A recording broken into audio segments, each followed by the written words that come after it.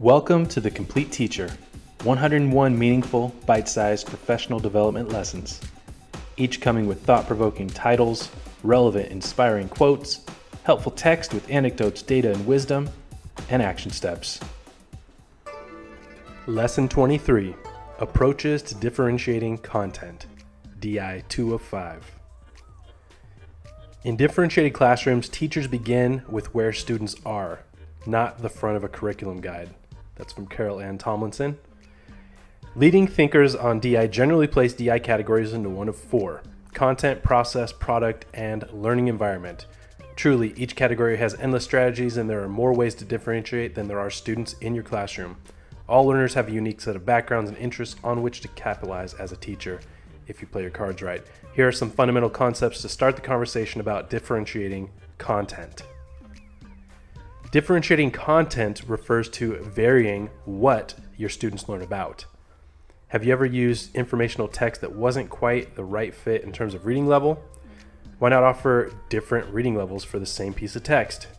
Then it becomes much easier with the advent of web-based resources, and some websites can do it free and automatically. In the same way, you can provide different groups of students with different versions of vocabulary lists, ranging in complexity based on student needs or abilities. Based on informal assessment or feedback, it's likely you will recognize the need to further differentiate instruction as you identify groups of students who require more support or who need an extended challenge. Huddle groups would work swimmingly in this scenario. Try calling together a small group of struggling learners in order to reteach a concept while the rest of the class dives in. You could also call your small group of advanced learners who need an opportunity to extend their knowledge in order to challenge them with new direction. Or perhaps call the middle of the road students and evaluate them as your canaries to get a feeling for the progress of mastery of the entire class. The beauty with huddle groups is that your entire spectrum of students can be included from time to time, erasing the stigma that small huddle groups are only for struggling students. These are only a few strategies to consider, drops in an ocean of content differentiation. Generally speaking, teachers can endlessly differentiate content based on indicators such as learner profile. Are they a visual learner? Are they left-handed? Are they on a 504 plan? Are they introverted, etc.?